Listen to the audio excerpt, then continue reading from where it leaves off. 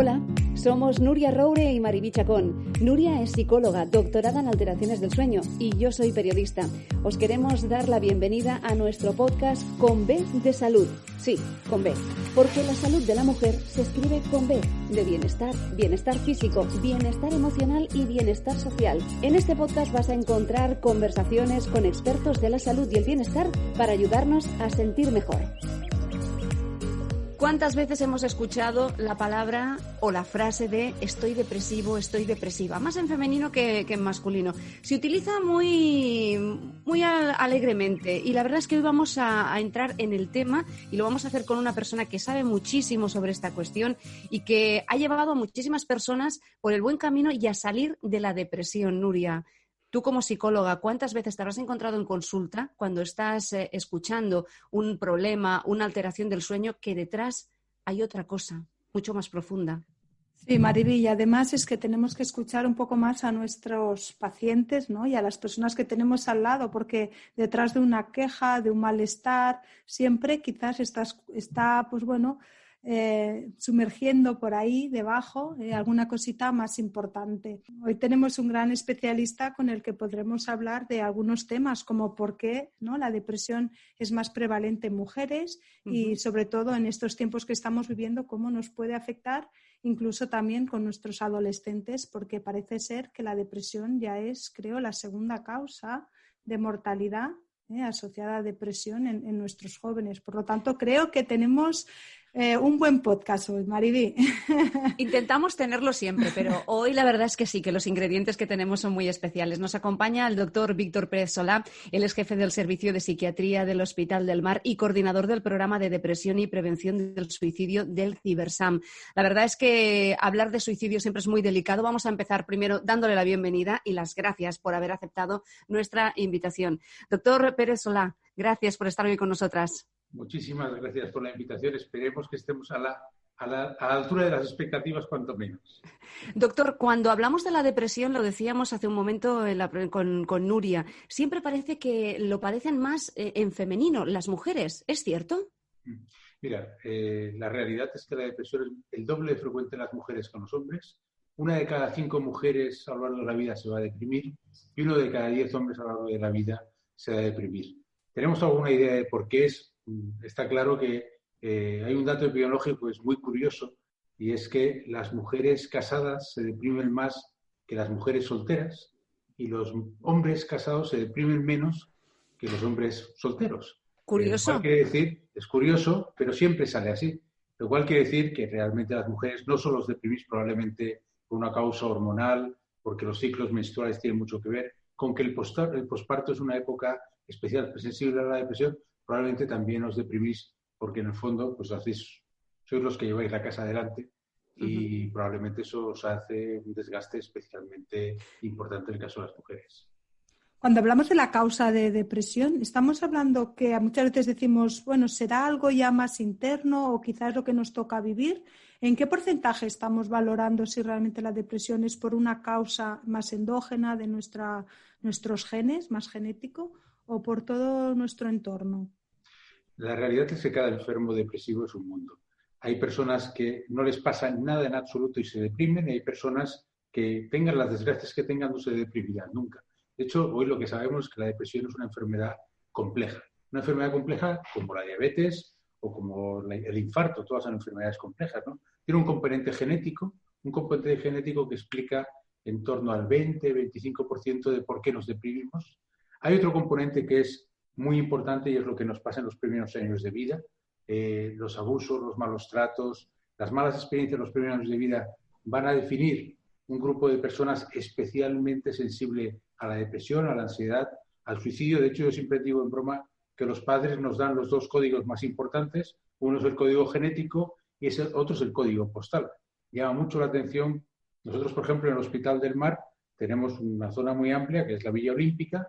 La patología que se ve allí no tiene nada que ver con la patología que se ve a nivel de trastorno mental en otros sitios como, por ejemplo, la Mina, que están a 3 kilómetros de distancia.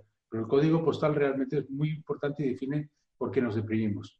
Lo que sabemos ahora es que entre la genética y lo que nos pasa en los primeros años de vida, se forma lo que llamamos la personalidad, la capacidad de afrontar los problemas.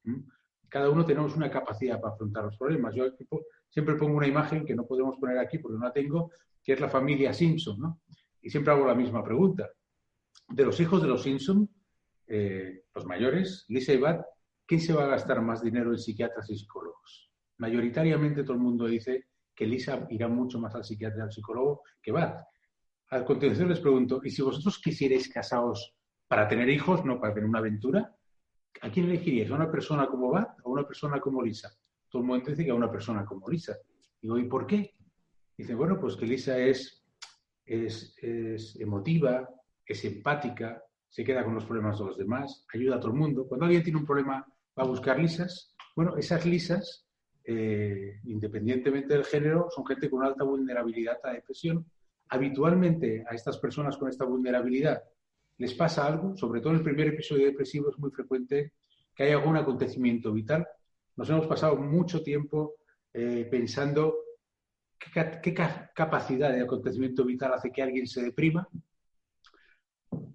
¿Qué pensáis que nos hace deprimirnos cuando tenemos esa vulnerabilidad? ¿Qué categoría de acontecimiento vital pensáis que nos hace deprimirnos? La muerte de alguien, por ejemplo, la pérdida. La pérdida de alguien es algo que nos hace deprimirnos. Los abusos, ¿no? Como hablábamos antes. Los abusos. Está claro que la pérdida de alguien a nivel sentimental también tiene mucho que ver. Te expone más duelo y a más depresión, pero parece, por lo que sabemos en estos momentos, que lo que nos deprime no es tanto lo que nos pasa como las expectativas sobre lo que nos pasa. O sea, si tú vives en Kenia y no sabes qué cenar esta noche porque no tienes comida, sigues riéndote. Aquí en nuestro país nos cierran los restaurantes un mes y es un drama, ¿eh? No digo yo que no sea un drama para los dueños de restaurantes, que tengo familia en restauración y es un drama, pero parece que no vamos a volver a remontar la vida. O sea, las expectativas son muy importantes y sobre todo aquellos acontecimientos vitales que tienen un componente de humillación. Son lo que más nos deprime. Lo que sabemos es que una vez que alguien tiene una depresión, un primer episodio depresivo, algo se pone en marcha por el cual estas personas quedan muy vulnerables y así como el primer episodio depresivo tenía que pasar algo, en los siguientes habitualmente muchas veces se deprimen sin que ocurre nada. De hecho, solo un 25% de los enfermos depresivos hacen un episodio único. El 50% hacen 2, el 70% hacen 3 y una vez que han hecho 3 prácticamente el 95% van a hacer el cuarto, con lo cual, sabemos que es una enfermedad que tratada al principio y de una forma enérgica, pues tiene muy buen pronóstico, pero que tiene una tendencia a la cronicidad tremenda. Víctor, ¿qué pasa al cerebro? ¿Qué le pasa al cerebro? Si podemos pasar por una resonancia, por un TAC, ¿qué le sucede al cerebro cuando una persona está depresiva? ¿Hay cambios? Vamos a ver, claro que hay cambios. El problema es que nuestra capacidad y nuestras técnicas de neuroimagen, por ejemplo, no nos van a dejar ver los cambios a nivel microscópico que hay en el cerebro. Tenemos mucha información, ¿eh? Todo eso no quiere decir que no tengamos información. Por ejemplo, en el cerebro hay una serie de áreas que tienen que ver con las emociones. La depresión es una enfermedad de las emociones. De hecho, es una enfermedad que es un paso más allá de la tristeza y, de hecho, uno de los problemas importantes que tenemos es diferenciar la tristeza normal de la depresión. La tristeza tiene unos mecanismos, unas bases neurobioquímicas y en enfermos depresivos esto está alterado. Hay unas zonas del cerebro que tienen que ver, por ejemplo, con la corteza frontal, que está muy relacionado con la capacidad de tomar decisiones del enfermo. Hay otras zonas que tienen que ver con la amígdala, que lo que tiene que ver es con la capacidad de reaccionar. Cuando tú ves un riesgo, la amígdala es la que enciende el circuito para que tú reacciones. En el cerebro hay tres estructuras que se han demostrado que están muy enlazadas. Uno es el cingulado, es una zona de contacto que se sabe que está hiperactiva en los enfermos con depresión y que los tratamientos antidepresivos la normalizan y, por ejemplo, la estimulación cerebral profunda, que es una técnica que se utiliza a nivel experimental, lo que hace es implantar unos electrodos en esa zona y eso hace que mejore la depresión. Y después hay otras dos estructuras. Una es el hipocampo. El hipocampo es una estructura que, por decirlo fácilmente, es la estructura donde reside la biblioteca emocional. Cuando tú ves a una persona, intuitivamente, sin darte cuenta, se genera una emoción en ti. Por eso hay gente que verlos te alegra la vida y hay gente que verlos te amarga la vida. O sea, eso es así. Eso es así. Entonces, todo lo que pasa alrededor tiene un link emocional. El hipocampo es donde está esa biblioteca, ¿vale? y el hipocampo se atrofia en enfermos depresivos. Y otra estructura muy importante en la depresión es la vénula. La vénula es una estructura que lo que hace es, así como hay circuitos de recompensa positiva, hay un circuito que pasa por la vénula que lo que hace es machacarnos cuando no conseguimos lo que queremos. Eso tiene mucho que ver con la depresión. Entonces, estos circuitos son los que están más alterados en los enfermos depresivos y aparte una serie de cambios de neurotransmisores, básicamente serotonina, noradrenalina y dopamina, que son los que regulan los fármacos. Cuando a una persona se le diagnostica una depresión, ¿en cuánto tiempo se puede recuperar? ¿O no hay tiempo? ¿Cada persona es un mundo? Mira, ahí hay un factor muy importante y es cuánto tiempo tarda en ir al médico. Hay gente, de hecho, casi todos los enfermos cuando van al médico por primera vez ya han pasado algún episodio depresivo previo, pero ahora han ido al médico, pues por lo que decíamos al principio, ¿no? Es una enfermedad muy estigmatizada. Los enfermos además se sienten muy culpables de tenerla, con lo cual tienen la sensación de que están así porque quieren y porque no saben salir de ahí, con lo cual la gente no busca ayuda. Una vez que buscas ayuda, es muy importante que sea rápido. En nuestro sistema sanitario, el médico de cabecera es el que ve al 80% de los enfermos depresivos. Lo hacen muy bien. O sea, ellos tienen unos criterios para diagnosticar, los criterios los mismos que utilizamos los psiquiatras, lo que llamamos el DSM-5. El diagnóstico de la depresión es una cosa muy sencilla de hacer, para un técnico que esté entrenado para eso. Una vez que el médico de cabecera la diagnostica, propone un tratamiento y si realmente el enfermo ha ido pronto, el médico de cabecera ha conseguido diagnosticarlo rápido, prácticamente el 50-60% de los enfermos responden al primer tratamiento que se les hace, con un antidepresivo o con psicoterapia. Las dos son técnicas muy eficaces en el tratamiento de la depresión, la psicoterapia y los fármacos. Entonces, habitualmente tardan mes y medio, 2 meses, 3 meses en responder. Ese 60% de los enfermos hacen una respuesta completa, vuelven a estar como estaban antes, o sea, vuelven a hacer una vida normal, activos, como si no hubieran tenido una enfermedad, pero sí que es verdad que hay un 40% que no responden al tratamiento psicoterapéutico o al farmacológico. Hay que hacer estrategias más agresivas, esto retarda más en el tiempo la respuesta y también es verdad, y eso, por desgracia, como en muchas otras enfermedades, hay un subgrupo de enfermos, lo que llamamos los enfermos refractarios, en torno al 10-15%, que no mejoran de la enfermedad. Porque, ¿qué síntomas nos tendrían que hacer ver, por ejemplo, que quizás tenemos que pedir ayuda? Porque a veces pensamos que realmente pues, es una mala época, que estamos tristes y también tienes la sensación que ir al médico para decirle pues, que has tenido un problema y que te sientes triste, pues a veces eso nos hace más mal que bien, porque es lo que decimos. Luego quizás cuando nos damos cuenta ya es un poco tarde. Claro. ¿Qué síntomas les Vamos a ver, ya os he dicho que el diagnóstico de la depresión es sencillo. O sea, los enfermos depresivos tienen que tener uno de los 2 síntomas centrales de la depresión, que es la tristeza de forma sostenida. Lógicamente, la tristeza de unos días no es una depresión, es tristeza. Si tú tienes un motivo para estar triste, se te ha muerto un hijo, pues lógicamente es normal que estés triste durante meses, que es lo que llamamos un duelo normal. Cuando pasan 6-12 meses, pues entonces probablemente hay que buscar ayuda. O sea, depende del motivo por el cual estés triste. Habitualmente, si no hay un motivo que explique esa tristeza y esta sintomatología dura más de 2 semanas y se mantiene a lo largo del día, es cuando hay que empezar a buscar ayuda.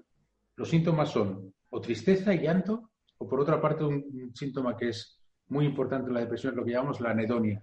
La anedonia es la incapacidad para disfrutar de las cosas con las que antes disfrutabas. Es muy frecuente en los enfermos depresivos, lógicamente te cuenten que tienen tristeza, que lloran, pero sobre todo que no disfrutan con nada, que ni el comer, ni la pareja, ni la lectura, cosas con las que disfrutaban, ya no disfrutan con nada. Uno de estos 2 síntomas tiene que estar siempre ahí y después hay toda una serie de síntomas que tienen que ver con la ansiedad, el insomnio, la pérdida o ganancia de peso, las ideas de muerte, las ideas de ruina y los problemas cognitivos son otros síntomas que se asocian. Pero los 2 principales son la tristeza y la anedonia.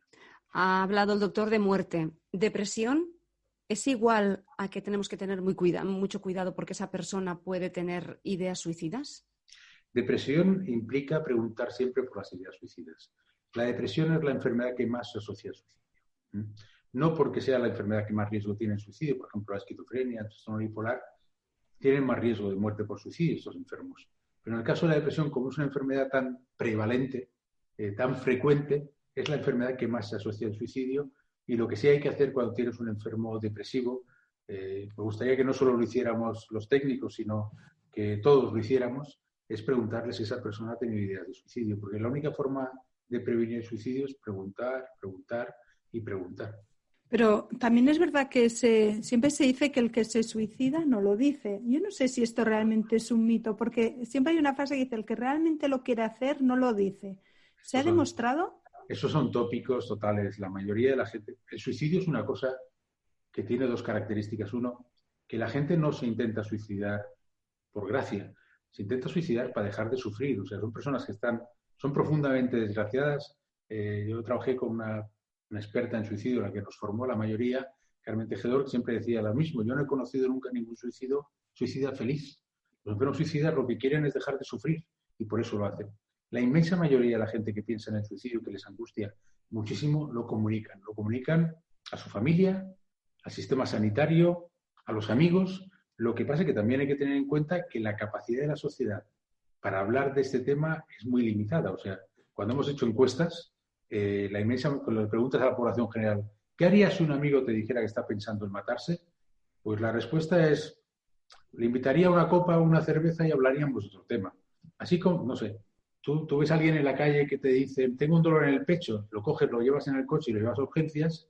En el caso del suicidio, no, en el caso del suicidio hay una tendencia, y por el sistema sanitario también, a no querer hablar de ese tema, por otro tópico. El tópico ese, sí, no se lo digas que igual le das idea. No, la gente que intenta suicidarse lleva semanas pensando en eso, semanas. Entonces no es cierto, la gente que intenta suicidarse o suicida habitualmente, se lo han dicho, hasta el 40% a un sistema sanitario y hasta el 80% a la familia. O lo han dicho o han dado pistas muy claras. Claro, acaba de dar en el clavo el doctor Nuria, hablando de que si esto se lo decimos a un familiar o a un amigo íntimo, si nos doliera el pecho nos llevarían a urgencias, si nos duele una pierna iríamos al traumatólogo, pero ir al psiquiatra aún tiene sus tabús. Sí, al psicólogo aún, tira que te va, pero el psiquiatra ya son palabras mayores. Yo pienso que todos los profesionales que trabajamos en salud mental sufrimos un estigma que se deriva, desde luego, de la enfermedad mental y de las personas con enfermedad mental, que son los que realmente lo sufren de verdad. Pero ese estigma, esa sensación de que la depresión es una debilidad, de que la gente está así, es muy frecuente. Es verdad, la depresión es la segunda causa de discapacidad permanente en nuestro país. Pero hay gente que, cuando le dices que tiene una depresión, se sienten tremendamente culpables. ¿Qué va a pensar mi familia, mi jefe? Es que piensan que soy un vago. Y le dices, no, tienes una enfermedad, no sé, no puedes hacer esa... Es como si a un sordo le pusiéramos música y nos empeñáramos en que escuchara música. A un enfermo depresivo no pueden disfrutar con lo que hacen, no tienen motivación y es imposible activarlos. Pero ellos siguen pensando que los demás los vamos a ver como una parte débil de la sociedad o que están así porque quieren. Hablabas que había una parte genética, existe una parte genética, que muchas veces eso no quiere decir tampoco que a lo mejor algún familiar lo ha sufrido, porque si ya ves que a lo mejor dices, bueno, pues en mi familia no tengo ningún familiar que haya sufrido depresión, ¿eso te hace menos vulnerable? ¿Eso quiere decir que tenemos una base genética? Vamos a ver, la base genética de estas enfermedades mentales está demostrada. En el caso de la depresión está en torno al 25%, el resto son otras causas. Habitualmente en los enfermos depresivos, cuando preguntas, sí lo saben, porque muchas veces esta información en la familia no está. O sea, tú le preguntas al enfermo o a la persona con una depresión, te dice, no, en casa no hay ningún problema. Después preguntas a los padres y dicen, bueno, esto no se sabe, pero hay 3 hermanos que han tenido problemas de depresión, los padres no se lo han dicho a nadie. Entonces, la carga genética está ahí, la carga genética aumenta la vulnerabilidad, pero no es una sentencia. Hay personas con mucha carga genética que no se deprimen nunca. Y la otra parte que comentabas era los rasgos de personalidad, que hay personas que también, según cómo hemos tenido nuestra infancia, ¿no? O cómo nos han enseñado a afrontarnos a las situaciones un poco más duras, ¿no? en nuestro día a día. El hecho de que quizás tener más tolerancia a la frustración, es decir, de la manera que estamos educando a nuestros hijos, ¿no? A que muchas veces los queremos educar entre algodones o que no sufran o intentarles evitar muchas veces el dolor. Eso quizás hace que no tengan tanta tolerancia a la frustración en los momentos en que les toca vivir situaciones quizás pues un poco duras, ¿no? o no Sí, tan sí. de caminos rosas. La verdad es que hay una cosa... ¿Les ayuda o...? La verdad es que hay una cosa que nos preocupa mucho. En el 2020 decían iba a ser la segunda causa de discapacidad la depresión. Sí. En aquel momento decíamos, no, en el 2030 será la primera, y lo tenemos claro. Y generación tras generación, pese a que cada vez somos más psiquiatras, tenemos más pastillas, hay más psicólogos, cada vez nos deprimimos más. Entonces, claro, algo debe pasar por cuando nos deprimimos, ¿no? Y precisamente la pregunta tuya yo pienso que está en el núcleo de por qué nos deprimimos.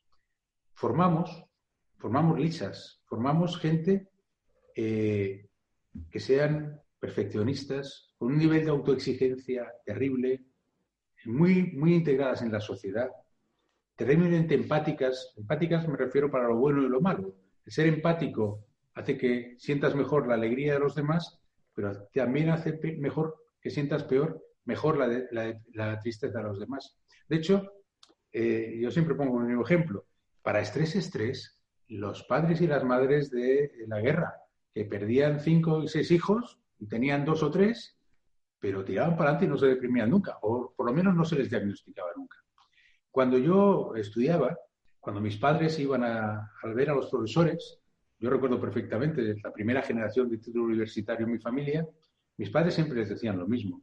Mire, haga lo que haga, pero que llegue a la universidad, que tenga un título. Me ponía una meta, en aquel momento era alta, pero bueno, yo me salí con ellas. Cuando la generación mía, yo tengo ahora 60, mis hijos unos 20 y tantos. Cuando yo iba a los colegios y me preguntaban, ¿qué quiere que sea? ¿Qué quiere para su hijo de mayor?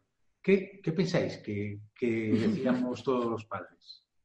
Yo lo mío es que sea feliz. Justo, me has clavado. Oye, ¿te das cuenta que has afocado a tus hijos hacia una desgracia segura? Porque mis padres querían que estudiara algo y estudié medicina. Tenía posibilidades de hacerlo. Que sean felices toda la vida, no hay nadie que sea feliz toda la vida. Entonces, estamos formando gente tremendamente sensible y les estamos pidiendo cosas que son imposibles. Estamos generando personas con alta capacidad para deprimirse. Ojo, deprimirse no es solo malo, ¿eh? O sea, tenemos datos muy claros de que la gente que tiene con tendencia a la depresión son gente de mucho éxito social muchas veces. Es muy frecuente que la gente con depresiones tenga un alto éxito social. Y de hecho hay datos, que es un dato que a mí me parece muy, muy interesante. Las personas depresivas, al contrario de otras enfermedades mentales que causan abandono de las familias, aislamiento, en el caso de la depresión no, llama mucho la atención que enfermos depresivos muy graves siguen siendo personas nucleares en las familias. Los catalanes tienen un dicho que dice el pal del payé, el palo que aguanta el pajar. Uh-huh. Pues los enfermos depresivos muchas veces son ese tipo de personas en las familias. Víctor, ahora que has hablado de la importancia de esas personas que muchas veces son el pal de payé, que lo decimos aquí en Cataluña, esas personas que tiran adelante y que son el pilar de muchísimas, del núcleo, ¿no? Del grupo, de lo que es el grupo, que muchas veces necesitan ahora me estoy liando, pero es el hecho de que necesitan la visibilidad y sobre todo la aceptación de esa persona que a lo mejor dice, pero si yo ahora no estoy en condiciones de decirte si esto está bien o está mal, tira para adelante y ya veremos qué pasa, ¿no? Pero lo que a mí me gusta que me explicaras la importancia que tiene que gente conocida, gente que puede ser el espejo de generaciones que suben. Ahora me viene a la mente un futbolista muy importante de la selección española que ha jugado en un equipo muy grande, que él publicó y dijo que había tenido depresión por la pérdida de uno de sus mejores amigos. Y eso, ¿no? ¿Cómo se puede llegar a entender, ¿no? Y esa empatía que podemos tener todos. No hace mucho un periodista también que escribe en importantes diarios de nuestro país con mucho criterio y además con artículos de opinión muy importantes y también acaba de decir que está superando una depresión. ¿Qué significa que personas con nombre y apellidos y además que se les admire y que sean personas que se les escuche sus opiniones, digan y que salgan del armario, si me lo permites decir de esta manera, sí, que están padeciendo o han padecido una depresión? En el caso de la enfermedad mental y la depresión, una más, el que haya personas que puedan decir que han tenido una depresión y sobre todo que puedan decir, he tenido una depresión, la he superado y sigo haciendo una vida normal y sigo siendo una persona, un jugador de fútbol, un periodista, que sigo estando al 100%, eso a los enfermos con depresión, a las personas con depresión, les ayuda muchísimo, porque la realidad es que por mucho que un psiquiatra o un psicólogo intente explicarles que esto es una depresión, que es una enfermedad, que saldrán de ahí, que se pondrán bien, la inmensa mayoría de la gente tienen unas ideas absolutamente negativistas sobre la enfermedad. Te dicen, esto no es una enfermedad, es que yo soy así, yo he sido así toda la vida. Y dices, pero si hace 15 días estabas trabajando y liderabas un grupo. No, yo he sido así toda la vida, he sido un vago y de esto no voy a salir. Entonces, que haya personas de éxito que puedan explicar que ellos han tenido una depresión, que puedan decirles lo que es uno de los lemas de la lucha contra la depresión. La depresión es una enfermedad que nos puede afectar a todos, pero sobre todo les puedan decir, yo pasé una depresión, hice un tratamiento, he tenido 3 episodios, 4 episodios, me ha costado salir, pero aquí estoy. Eso es mucho más importante de lo que les podamos decir los médicos o los psicólogos, porque tiene mucho más peso que te lo explique alguien que lo ha pasado. De hecho, hay algunos enfermos que me han dicho, pero tú, ¿cómo pretendes decirme qué es esto de la depresión si no lo has pasado? Yo les digo, afortunadamente no he tenido que pasar ningún cáncer para decir lo que es el cáncer. Te puedo explicar lo que sé, pero realmente es muy difícil explicar lo que sienten. En cambio, pues estas personas lo pueden explicar, porque además muchos de ellos son personas que tienen una habilidad especial para dar información, manejarse en los medios. Porque uno de los síntomas más habituales también en la depresión, y que yo creo que es lo que les hace ver de que realmente nunca serán capaces de salir de ese agujero negro, es la poca fuerza de voluntad para hacer cosas, ¿no? Porque tú les dices a una persona que no se encuentra bien, que está triste, que no tiene ganas de hacer cosas, pero sal, pasea, que te dé el sol, todo eso es bueno, diviértete, apúntate a un gimnasio, haz cosas, ¿no? Y quizás uno desde fuera lo vería fácil. Es decir, ¿por qué no sales? ¿Por qué no quedas con un amigo? ¿Por qué no vas a tomar un café? Pero estas personas son incapaces, es decir, no tienen aquella fuerza de voluntad para hacer estos primeros pasos, que quizás es como una rueda, ¿no? Que esos primeros pasos les ayudaría a disfrutar, a hacer cosas para encontrar ese placer que quizás no encuentran, y sería como una rueda positiva. Pero como ya son incapaces de hacer ese paso, pues se quedan, ¿no?, dentro de esta rueda negativa de no quiero, pero no puedo. Y como no puedo, me hundo más aquí, me encierro más. Ay, ¿cómo hacemos para que arranquen, ¿no?, ese primer paso para salir de ahí dentro? Vamos a ver, uno de los síntomas esenciales es la anedonia, esa incapacidad para disfrutar. Claro, para hacer cualquier cosa tienes que tener una mínima ilusión. Para leer un libro, para ir de excursión con los amigos, tienes que tener capacidad para disfrutar, si no, no tienes ganas de hacer nada. Es lo que les pasa a las personas con depresión. No disfrutan de nada, con lo cual cualquier cosa es un mundo. Y además viven fatal el tema este que todos de alguna u otra manera hemos hecho.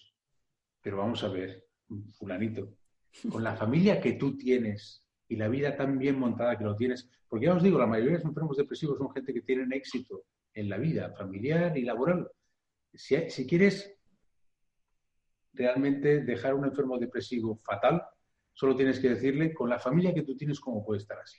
Porque lo que se sienten es tremendamente culpable. Y llama mucha atención que por un lado les cuesta mucho empezar a hacer cosas, pero una vez que las empiezan a hacer, eso es muy terapéutico. Por ejemplo, los enfermos con depresión, las personas con depresión, el ejercicio físico va muy bien. Sin embargo, les cuesta mucho arrancar. Ahora, si le pones un entrenador personal y dices, mira, fulanito va a casa, y de hecho estamos haciendo un trabajo en eso, va a ir a casa y te va a hacer dar un paseo de 500 metros. Esto le sienta muy bien, porque mejora mucho la sintomatología de depresión y ejercicio físico. Pero claro, si tienes que esperar a que sea su motivación quien haga hacer eso, fatal. Y si además les expones a una situación de decir, ¿cómo no lo haces con la vida que tú tienes? Les haces un favor horroroso. Nosotras, tanto Nuria como yo, somos de una ciudad donde la niebla hace acto de presencia todos los otoños y los inviernos. ¿El clima afecta a los depresivos? Vamos a ver, sabemos, por ejemplo, que dependiendo de la latitud en que vivas, tienes más riesgo de depresión o menos. Por ejemplo, los países mediterráneos, que tenemos una luz fantástica, nos deprimimos menos que los países nórdicos. Y parece que esto está relacionado con los ciclos de invierno-verano y también con las horas de luz. O sea, si vives en una de esas ciudades con una niebla horrorosa, tienes más posibilidades de deprimirte, sin duda. Eso es bastante conocido. Hay tratamientos que es luminoterapia, o sea, es poner lámparas de luz en casa y eso mejora a muchos enfermos depresivos. Claro, si vives en el Mediterráneo, en Barcelona, con la luz que hay por el paseo marítimo, no necesitas ninguna lámpara, claro. Claro. Porque esa fuerza de voluntad solo la conseguimos con la medicación. No. Hay otras. Para nada. O sea, esa fuerza de voluntad se consigue, pues ayudando a esas personas a que tengan ese tipo de, o sea, poniéndoles un entrenador personal. Si tienen cierta edad y tienen nietos, pues donde no llegan los hijos, donde no llega la pareja, suelen llegar los nietos. Los fármacos es un buen tratamiento para la depresión y mejora estos síntomas. La psicoterapia, como tú bien sabes, es un tratamiento que tiene la misma eficacia que los fármacos. La misma eficacia. Tarda un poco más, pero tiene la misma eficacia. Y hay las terapias cognitivas, las terapias de tercera generación, incluso algunas terapias online que han demostrado ser muy eficaces en el tratamiento de la depresión. Claro, porque a veces también es una cosa que tira para atrás, ¿no? Porque dicen, yo ya sé, porque iré al psiquiatra o iré al médico y me hincharán de pastillas. Y las pastillas tienen muy mala fama, sobre todo las benzodiazepinas, los ansiolíticos, por aquel miedo a que me voy a enganchar y ya me quedaré para siempre, ¿no? Con las pastillas. Es muy real. A mí me parece muy buena noticia que las pastillas tengan mala prensa. El problema es cuando esa mala prensa hace que hay enfermos que se mejorarían con esa medicación que no tomen la medicación por esa mala prensa.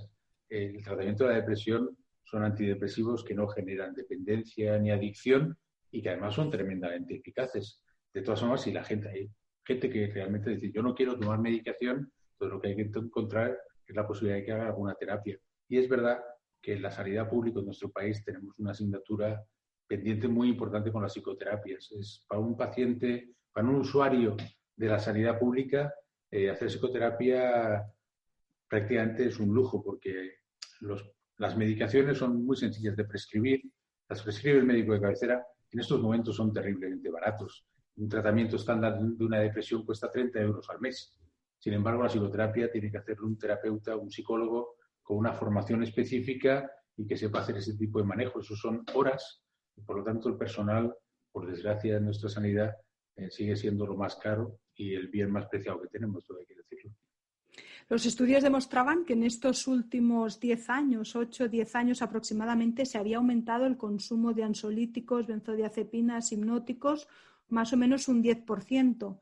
Pero es que están hablando que este último año, desde el confinamiento, estamos hablando de marzo aquí, ha vuelto a aumentar este 10%. Es decir, lo que ya nos parecía una aberración en estos últimos 10 años, ahora lo hemos bebido en nada. En 10 meses hemos visto cómo ha aumentado este consumo de benzodiazepinas. En el caso de estos fármacos, los fármacos ansiolíticos, la verdad es que tendríamos que quiero pensar que tenemos mucho cuidado porque tienen una alta capacidad de adicción y hay que recetarlos por enfermos a los cuales les va muy bien, pero hay que conseguirlos, los enfermos lo toman durante poco tiempo, el tiempo que lo necesiten y que no lleguen a hacer una dependencia. Claro, el COVID, en ese ejemplo que decía yo de la vulnerabilidad y el acontecimiento vital, la realidad es que este año pues hemos vivido una situación absolutamente no conocida por el ser humano, con lo cual nadie tenía expectativas de pasar esto. Nadie tenía expectativas de que le cerrara el negocio durante 2 meses, de que estuviera en un ERTO y mucho menos la expectativa de que los 2 padres que están en una residencia tranquilamente pues fallecieran con 2 días de tiempo. Claro, hay una población que lo está pasando fatal y esa población tiene más estresantes y por lo tanto tiene más riesgo de deprimirse. Cuando pasan este tipo de cosas, siempre hay 4 cosas que aumentan en salud mental, hay otras cosas, ¿no? Pero una es la depresión, otra es la ansiedad, otra cosa son las ideas de suicidio, no tenemos aún datos claros de que esto sea real, y otro tema es el abuso de tóxicos. El abuso de alcohol y de otros tóxicos es muy frecuente. La gente utiliza el alcohol para tranquilizarse, para dormir, y el riesgo de dependencia es altísimo. Estamos hablando de estos resultados y sobre todo estos números sobre la pandemia, de la depresión, cómo ha podido afectar a los adultos, pero no nos queremos olvidar de los adolescentes y de los niños. Los niños hemos hecho de todo, porque realmente nos hemos convertido en reyes de bricolaje, de las manualidades, pero hay esa franja de edad que están entre los 13, 14 años hasta los 18, 19, 20 años, que se han visto recluidos en su casa, con las pantallas como único vehículo para socializarse en edades donde la presión del grupo, donde los amigos se convierten en lo más importante. No sé si se ha conseguido romper esa barrera de lo que es la pantalla, pero claro, ¿cómo vamos a recuperar todo lo que estos jóvenes no han podido hacer y sobre todo cómo se van a relacionar y si ya tenéis previsto estudios para ver si esto afectará o no afectará en un futuro a nuestros jóvenes? Lo primero que hay que decir respecto a la pandemia es que la inmensa mayoría de nosotros, incluidos los jóvenes, tenemos una capacidad de resiliencia y aguante personal y familiar para salir de esto sin ir a un psiquiatra ni a un psicólogo. Eso va a ser la inmensa mayoría. Sí que va a haber un grupo de personas que van a tener esa vulnerabilidad y por lo tanto van a tener enfermedades mentales y ya estamos preparando el dispositivo para intentar ayudar. De hecho, ya lo tenemos preparado. Lo que pasa es que esto implicará una inversión y la verdad es que no está en estos momentos. Parece que el Departamento de Sanidad ya se ha comprometido a mejorar, aumentar los dispositivos de salud mental, pero de esto no ha llegado aún, pero yo espero que en breve pueda llegar por la información que yo tengo, ¿no? En esas personas vamos a tener que hacer una especie de colchón para intentar captarlas, porque muchas de estas personas se acercan a la enfermedad mental por primera vez en su vida, con lo cual están tremendamente desorientados y además a eso hay que añadirle que en estos momentos la salud, la primaria, que es donde se criba la mayoría de estas enfermedades, está tremendamente ocupada. O sea, a la primaria que está recibiendo, es donde estamos bombardeando más todos, se está haciendo cargo de las residencias con trastornos mentales, del personal, del seguimiento del COVID, de las PCRs, y además tienen que hacer un cribaje en la enfermedad mental y enviárselos a los centros de salud mental. Les estamos quitando algo que no van a poder hacer. Pero volviendo al tema inicial, la inmensa mayoría de las personas va a salir de esto sin más secuelas que recordar un 2020 horroroso. Cuando miramos la vida de cualquier ser humano, un año es muy poco tiempo, afortunadamente. O sea, que una persona pierda un año escolar, pero salve la vida, me parece una fantástica noticia. De hecho, probablemente me estáis grabando y no sé si tengo que decir estas cosas, pero yo pienso que la vida de cualquier ser humano puede aguantar muy bien un año sin ir al colegio. Afortunadamente mis hijos ya son mayores y no voy a dar mal ejemplo con ellos, ¿no? Por eso nunca se lo diría a ellos. Pero a cambio de eso, pues la sociedad ha crecido, hay un sentimiento de solidaridad, de esperanza. Cuando les preguntas a los trabajadores sanitarios, sí que es verdad que hay un porcentaje de ellos que tienen depresión, ansiedad, insomnio, pero también te dicen que estas épocas COVID pues, ha aumentado la unión con las familias, tienen una sensación de trabajo en equipo que no tenían antes. Lo digo porque estas experiencias son tremendas y ojalá no las pasáramos, ¿no? Pero sacan lo mejor de mucha gente, también sacan lo peor de muchos. Uh-huh. Esta es la contrapartida, ¿no? Que sacan lo mejor, pero que también se ha visto las muestras de solidaridad de manera altruista y también cómo se han aprovechado otros, ¿no? De sacarle tajada, ¿no? a la situación. O sea, realmente no crees que tengan nuestros jóvenes, van a superarlo esto, ¿no? Es que no van a tener más remedio. Es que, aunque lo tengan, no van a tener más remedio. Pero es que estoy convencido de que la inmensa mayoría de los jóvenes y los adultos van a salir de esto pues como de otras experiencias vitales que han tenido sus cosas malas y sus cosas buenas. O sea, estar tan encerrado en casa implica que cuando tienes la oportunidad de ver a la familia los disfrutas más. Sí. Hasta echas de menos a aquellos miembros de familia que queríais ver poco. Que todos sabemos a qué te refieres. Hablabas, Víctor, que la resiliencia en estos casos es importante. Decías que la mayoría de las personas seremos resilientes y saldremos adelante de esta situación. Pero hay otras personas que no. Y eso muchas veces nos hace pensar, porque hay personas que, yo lo veo, llegan a consulta, ¿no? Y me hablan del estrés que sufren en su lugar de trabajo y que muchas veces se plantean incluso cambiar de trabajo por el estrés que sufren, ¿no?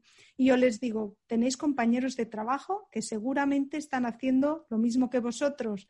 ¿Lo veis con igual estrés o en la misma situación? Y claro, me miran con una cara diciendo no. Entonces, quizás el problema soy yo. ¿Cuáles aquellos factores que en las personas nos hacen ser más resilientes que otras? Bueno, hay un factor que tiene que ver con la personalidad, ¿no? La resiliencia, como bien sabes tú, es la capacidad que tienen los metales para aguantar la presión, ¿no? Entonces, el plomo aguanta mucha presión, el cristal, a nada que le pones presión, salta, ¿no? Las personas, también hay gente que son más plomos, hay gente muy pesada, y hay gente que es muy cristal, o sea, que realmente son muy elegantes, pero en cuanto empiezan a tener presión, se quiebran, ¿no? Entonces, hay un factor que tiene que ver con la personalidad. Hay gente que realmente se quiebra a las mínimas, hay gente que les pase lo que les pase, nunca se van a quebrar. Y después la resiliencia tiene el componente personal, individual, y después la familia y la gente que tiene alrededor. O sea, una persona frágil, con núcleo familiar bien solimentado y unas relaciones sociales importantes, va a aguantar mucho mejor que una persona frágil sin ese núcleo y esas relaciones alrededor. Por eso es muy importante en estos momentos que la sociedad y el sistema sanitario, pero no solo el sistema sanitario, trabajo, vivienda, sistema social, esté muy pendiente de la gente vulnerable. O sea, ¿qué es gente vulnerable? Pues, por ejemplo, las personas que viven en residencias, la soledad. La soledad es un factor de la vulnerabilidad a la enfermedad mental y a esta situación terrible. Y en Barcelona, por ejemplo, hay un porcentaje altísimo de gente que vive sola y que no tiene familia. Estos son muy vulnerables. Los niños realmente son más vulnerables, sobre todo si no hay familias.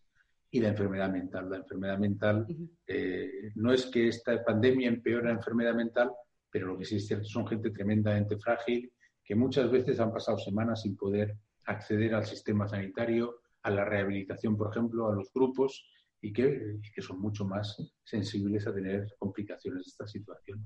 Pero además es que esta situación aún los aísla más, porque las personas que están en residencia pues limitan también las visitas, a los abuelos se les prohíbe, ¿no?, en cierta manera, que puedan ver y gozar a sus nietos, y esto aún los hace más vulnerables. Y claro, muchas personas mayores incluso lo verbalizan. Dicen, yo ya he vivido mucho, si a mi edad no puedo disfrutar de mis nietos, pues casi que se me lleven, ¿no? Porque al final lo ponen un poco en una balanza y también quieren, ¿no?, ese cariño, ese de la familia. Porque lo necesitan, es que lo necesitan. Bueno, probablemente de esta pandemia aprenderemos muchas cosas. Hay cosas que ya las hemos aprendido, ¿no? O sea, por ejemplo, los primeros meses de pandemia, cuando todos estábamos muy asustados, el personal sanitario incluido, teníamos muchísimo miedo de contagiarnos nosotros, de llegar a casa y contagiar a la familia. Eso se vivía con un estrés tremendo. No teníamos la protección que teníamos que tener, eso era claro. Pues hubo una decisión que, mirado como unos meses después, uno se tira de los pelos de cómo pudimos tomar esa decisión. Pero la tomamos. O sea, yo fui el primero que estaba en esa situación, ¿no? O sea, por ejemplo, impedimos que las familias se despidieran a las personas que morían por COVID, ¿no? Entonces, en aquel momento teníamos todos los argumentos y yo pienso que ninguno de las personas que tomó esa decisión dudó de que era la mejor decisión. Pero con el tiempo nos hemos dado cuenta de que hay cosas en esta vida que, tengan el precio que tengan, no podemos permitirnos. Para que una persona evalúe un duelo, es muy importante que tengan ciertos rituales, y uno de los rituales importantes es ver a la persona querida en sus últimos momentos, ver el cuerpo de la persona querida. Claro, durante un tiempo no se permitía. Mucho. Lo veías en una tablet, te llamaban por teléfono, no podías ver el cuerpo, enterrabas a alguien que no sabía si era tu ser querido, y además éramos 5 personas en el tanatorio y no podían ir más, ¿no? Ese tipo de cosas, pues hemos aprendido en esta segunda ola, por ejemplo. Prácticamente ningún hospital ha hecho eso. Pero, por ejemplo, lo que sí hemos hecho, y me parece que es lícito hacer, es aislar a los abuelos en las residencias. Para un enfermo con un deterioro cognitivo, el no tener relación con su familia es terrible, es horroroso, porque estas personas se desorientan con mucha facilidad y el no poder salir de la habitación es horroroso. Entonces, yo pienso que dentro de un tiempo pues podremos valorar las consecuencias de las decisiones que hemos tomado, y seguro que no estamos orgullosos de muchas de esas consecuencias. Precisamente nosotras, tanto Nuria como yo, uno de los primeros podcasts que hicimos, que además empezamos en pandemia, hicimos el podcast en pandemia, que si no hubiéramos hecho no hubiera salido, ya te lo digo, porque lo hubiéramos dejado. Pero ves, esas son cosas buenas de la pandemia. Sí. Los conciertos que hace la gente desde casa. Es espectacular. Sí, es cierto. Yo siempre miro, a ver, ¿quién está haciendo conciertos? Y dices, imagínate que estás en el campo de fútbol en directo, pero es que estás mejor porque está el cantante con su mujer, con sus hijos, y te hace un concierto en directo. Es una cosa espectacular. Sí. Y el podcast, pues seguro que es producto de la pandemia. Es producto de la pandemia, y uno de los primeros que hicimos fue precisamente con la doctora Montse Esquerda, que ella es especialista en duelo, y nos habló precisamente de la importancia del ritual, que parece como muy místico, ¿no? Como muy queda así, y ella nos habló de lo importante que es el despedirse bien de la persona querida para poder empezar un duelo sano y poder superarlo, para luego no acabar. Sí, el duelo es un proceso, depresión. No es una enfermedad, desde luego, es un proceso natural que, si funciona bien, tiene que acabar en un crecimiento personal. O sea, la capacidad de despedirte de alguien que ha sido muy importante en tu vida tendría que ser un crecimiento personal. Cuando no se cumplen los rituales, que además son rituales que se pueden cambiar. O sea, hace 30 años la gente se moría en casa. Ahora morirse en casa es una aberración. Todo el mundo se muere en el hospital, en una residencia, y va al tanatorio, y el velatorio se hace en un tanatorio, ¿no? O sea, son rituales que no tienen por qué ser para toda la vida, pero es muy importante que esos rituales se cumplan para que la gente elabore el duelo. Es curioso, nos estamos comiendo el tiempo, pero ahora que decías el tema del tanatorio, hay aún zonas en el Estado español que se sigue haciendo 24 horas de vela. Sí. Que, por ejemplo, en Cataluña no se hace, ¿no? Pero en Andalucía, en algunas zonas, se sigue haciendo 24 horas de vela, con lo que eso conlleva también, ¿no? El cansancio, muchas veces de una enfermedad larga, de acompañamiento en el hospital, y que aún tengas esos 24 horas o 48 horas que estás en el tanatorio sin poder descansar, ¿no? Eso también se acumula y seguro que sale de una manera u otra. Sí, sale de una manera u otra, pero esos rituales son necesarios. Son beneficiosos para elaborar. O sea, en estas situaciones, o sea, en nuestra vida nos vamos a tener que despedir de seres queridos, o sea, es ley de vida. Y ojalá sea así, porque te vas despidiendo de la gente más mayor. Lo terrible es despedirte de la gente más joven, ¿no? Y para eso, que es un sufrimiento tan importante, tiene unos rituales y una forma de afrontarlo socialmente, y afrontarlo de una forma que socialmente esté bien reconocida, ayuda. Ahora ya nadie lleva un luto de negro durante un año, pero durante años y años veíamos a las madres de negro radical, y eso les ayuda a elaborar el duelo, pues bienvenido sea. Sí. Víctor, lo tenemos que dejar aquí, y aún nos queda para hablar de tu libro de depresiones bipolares y unipolares, que lo encuentro también muy interesante, que esto lo podríamos tener para otro día. Cuando queráis hacemos otro cuando queráis. Pero antes de despedirnos hay una pregunta que cuando me acuerdo la hago, que es y hoy me he acordado, Víctor, que es preguntarte, ya que tenemos a Nuria, que es experta en alteraciones del sueño, ¿cómo duerme el doctor Víctor Pérez Solá? Pues tengo que reconocer que yo duermo como un tronco. O sea, me duermo espectacular. Es verdad que cuando las cosas se ponen difíciles y en el hospital las cosas están complicadas, me suelo despertar un poquito antes de lo que quisiera. Pero duermo muy bien, gracias a Dios. Es que cuando duermo mal es que estoy fatal. O sea, que a mí yo tengo una serie de termómetros que es dormir mal. Si duermo mal, tengo que buscar ayuda, que normalmente lo soluciono hablando con los amigos, de momento. Muy bien. Maridi, yo creo que una frase que podemos resumir del podcast de hoy es que delante de una persona pues que vemos triste, a un amigo, un compañero, pues nada, sobre todo escuchar. Yo creo que es muy importante escuchar, detectar, ¿no? La escucha activa, a ver qué nos están diciendo, no lo que nos dicen en palabras, sino qué nos están diciendo realmente, que los escuchemos y después que los acompañemos, ¿no? O al profesional, si es necesario acompañarlos al profesional, y si es en un proceso, en una ayuda, pues estar ahí a su lado, acompañarlos. Y bueno, y el profesional también está allí, y sobre todo sacar esa estigmación, esa no es la palabra. Es que es muy difícil, estigmatización. Sí, porque es que al final parece que dices ir a un médico, ¿no?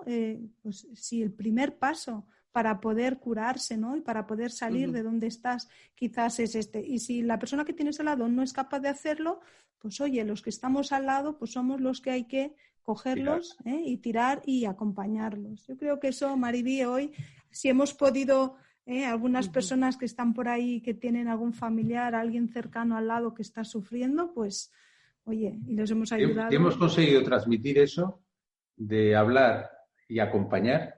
Yo estaría muy contento.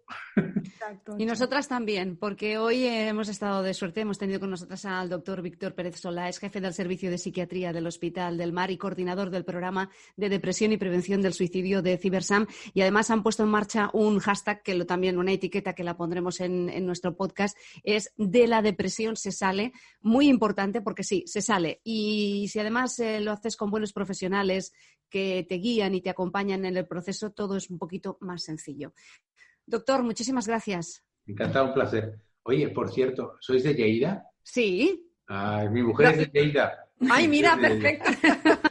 Cuando te hemos dicho lo de la niebla. No, claro. Yo es que fui el primer año de conocerla, fui en invierno y al segundo fin de semana de niebla dije, yo no vuelvo nunca más hasta el verano. Fui en verano, en agosto, y dije, yo no vuelvo nunca más. Mira, yo, Víctor, siempre digo la misma frase. Aquí pasamos de la bota a la chancla con mucha facilidad. O sea, un día nos podemos morir de calor. La verdad es que he ido mucho porque tengo muy buenos amigos allí y me lo paso muy bien. Y son gente muy sana y me gustan mucho los caracoles. Hombre, ya estamos tardando en montar una caragolada. Cuando vengas te esperamos para poderte conocer personalmente. Un placer. Oye, pasarme el link del podcast. Hombre, claro, por favor, no vamos a dejar que... Te lo enviaré a los amigos, ¿vale? Perfecto, gracias, Víctor. Un placer. Ahí está, muchas gracias por todo. Adeu. Hasta aquí el episodio de hoy. ¿Te ha gustado? No dudes en suscribirte y así estarás informada de todos los capítulos que, como este, seguro te ayudarán a sentirte bien. Porque recuerda que la salud de la mujer se escribe con B de bienestar. Hasta la próxima.